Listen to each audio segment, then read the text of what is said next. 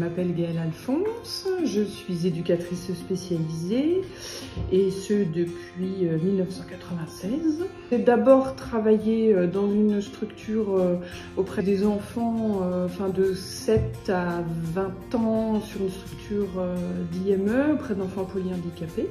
Pouvez-vous nous dire du coup les points positifs et les points négatifs de travailler au sein d'un CESAD? Le point positif, c'est d'être en autonomie. Le point négatif, c'est d'être en autonomie. Le point positif en CESAD, c'est qu'on a une équipe derrière soi, puisqu'on peut être plusieurs à suivre un même enfant, une même famille. On peut échanger sur ce qu'on fait, ce qu'on voit, ce qu'on constate, ce qu'on va mettre en place. Du coup, ah, toi tu fais ça, ok, ça c'est plutôt intéressant.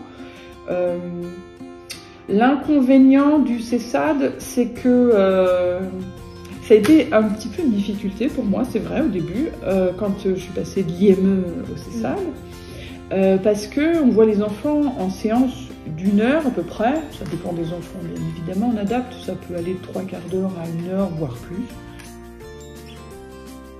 On les voit qu'une fois par semaine et puis on attend la semaine suivante pour les revoir. Ça installe une rupture en fait, une discontinuité dans l'accompagnement qui peut être un petit peu gênante selon les activités, les médiations qu'on propose, quoi.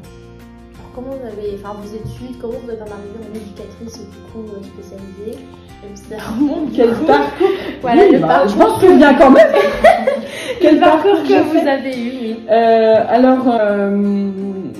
Il faut de toute façon, pour être éducateur spécialisé, toujours maintenant, en 2024, avoir une formation professionnelle, du coup, une formation qualifiante dans une école d'éducateur, une formation dans une école en général régionale de travail social. Alors, elles ne s'appellent pas toutes de la même manière, mais elles ont toutes en tout cas la même fonction. Alors moi, j'ai postulé dans plusieurs écoles.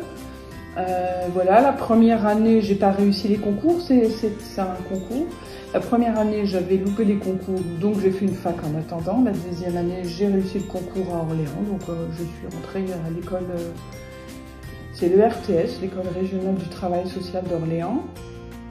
Et donc la formation se fait en 3 ans. Alors on peut faire une formation d'apprentissage si on est déjà en poste. Moi je l'ai faite en ce qu'on appelait en voie directe, donc en situation d'étudiante. Voilà, j'ai eu mon diplôme à la fin des 3 années, puis après j'ai travaillé. Pouvoir faire ce métier-là de manière vraiment,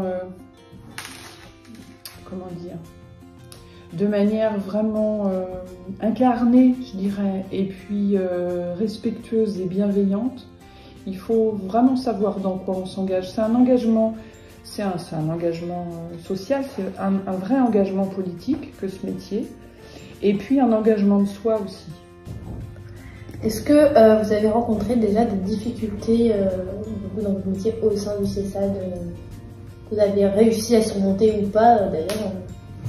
Oui, bien sûr. On a tout le temps des difficultés, mais on est, quand on est éducateur, toujours dans un système de problème, résolution de problème. Quel est votre rôle au CESAD? De manière très concrète, de leur donner plus de billes pour devenir plus autonomes, pour pouvoir s'intégrer le mieux possible le mieux possible, avec le moins de heurts possible dans notre société. Quel est votre salaire? Alors, mon salaire à moi, là, très précisément, il est en net, il est de 1 700 €, sachant que je suis à temps partiel. Donc, merci d'avoir répondu du coup aux questions un peu plus personnelles.